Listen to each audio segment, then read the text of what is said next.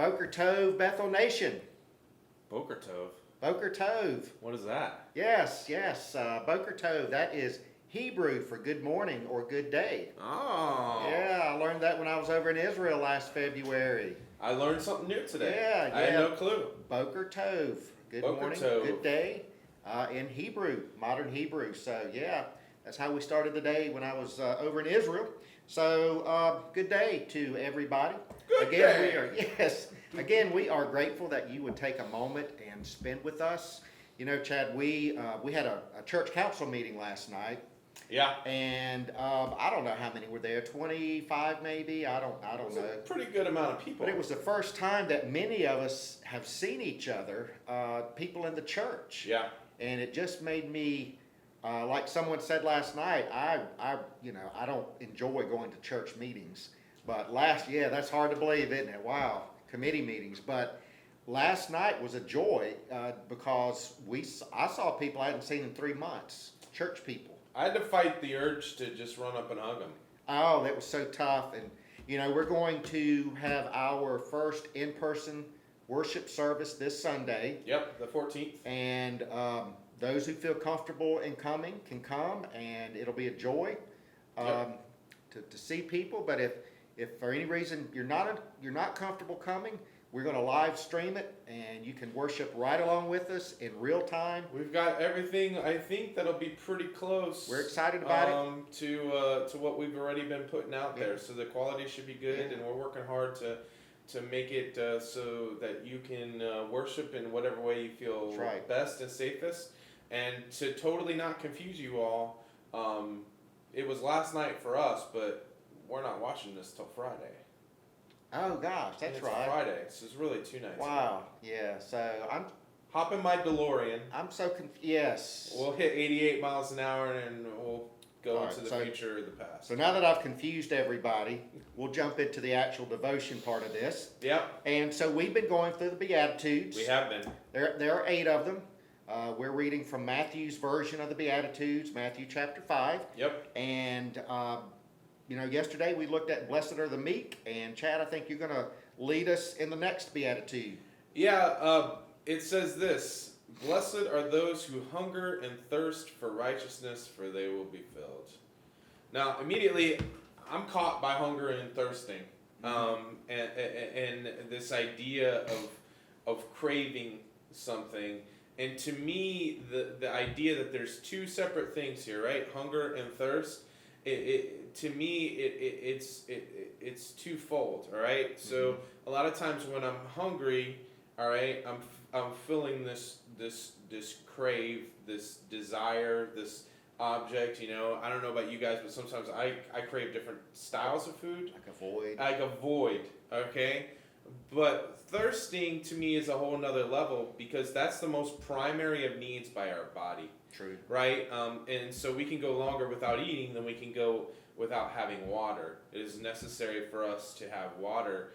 And so there's a twofold thing. To me, there's this desire, this filling of a void that's being accomplished here, but there's also this understanding of the most basic of needs. And our most basic of needs is filled, by Christ.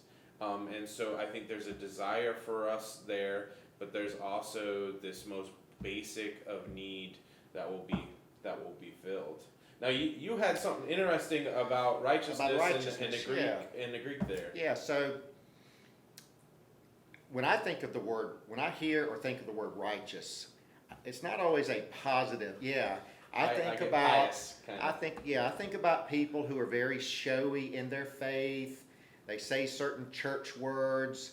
They have kind of an attitude, kind of like who's the character in The Simpsons? Ned Flanders. A Ned Flanders. I think over there, neighbor. Yeah. Or what was the church lady on Saturday Night Live? He's not special. Yeah. So I think of Dana Carvey. Yeah. Think of somebody like that, and it's not a positive picture.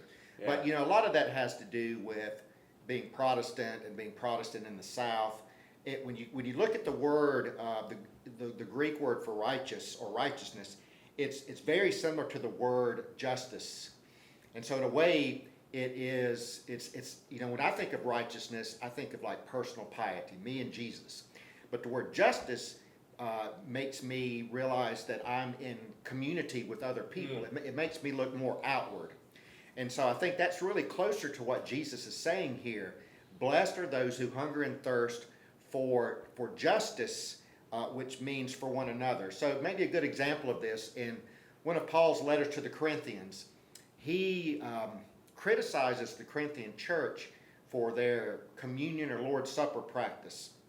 You may recall, he hears that when they have their communal meal, and in the early church, the New Testament church, communion was more of a meal. Yeah. People would bring their food together. And what was happening in the Corinthian church was that wealthy people were bringing a lot of really good food, and the poor members in the church hardly had anything to bring.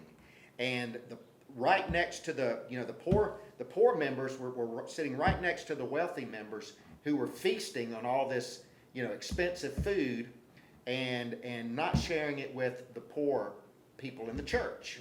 They were all members of one church, but they weren't treating each other well. And Paul criticized the wealthy members of the church for feasting richly and not sharing what they had with the poor members.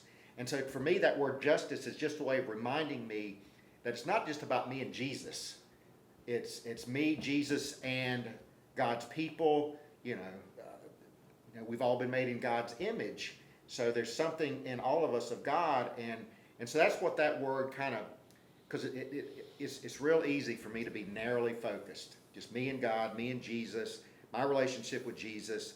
And sometimes it's easy for me to forget that, no, it's not just me and Jesus, but it's we and Jesus. Yeah. Kind of like with the Lord's Prayer. I'm called to look around at the needs of people around me, and what can I do to help them with that. And when we can get to a place where we thirst and hunger for that, we're told we'll be filled. I think ultimately our behavior and reflecting Christ. Man, I just heard a sermon recently about separating ourselves as shining like stars and reflecting. Yeah, Christ. I heard it was awesome. I heard it was an amazing don't know, sermon. that guy. That's what I heard. He was sweating a lot. Anyway. Yeah. So that idea of presenting Christ, and I think the biggest thing, and we were talking about this earlier, if we hunger and thirst for this community, then that process takes time and perseverance, and I think it's not something we put a Band-Aid on, or something that we hit quick and say, boom, I did my good deed for the day.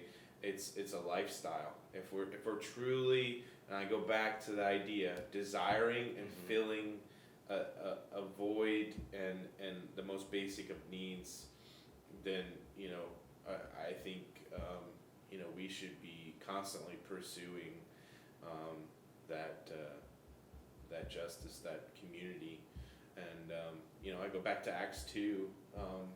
The community of Christ. They shared the church. everything. Yeah, they shared everything. And I think there's something to that. Yeah. And I think there's a lot of love and compassion that can be part of that. So I think that was part of the beauty of the early Christian community, was that that wasn't part of the Roman stratosphere to share everything. Yep. And I think that was part of the beauty of the New Testament church that drew people to it. They were like, wow, those people live differently. Yeah. And look how they care for one another and treat one another. And there was a beauty about it that was attractive. Well, we hope that your desire and your thirst would be for community, for our community and our love for Christ together as we grow together. I think that's one of the basic things. I don't know about everybody at home, but I learn something every time we come together, and I grow, and I think that's beneficial for us. And so we'll continue hungering and thirsting for those things. We'll continue working our way through the Beatitudes. As always, we love you. Yes, we do. We look forward to seeing you soon. Yes. Real soon. Praying for you. Yeah, we're praying for you. And we'll see you next time. All right. Peace.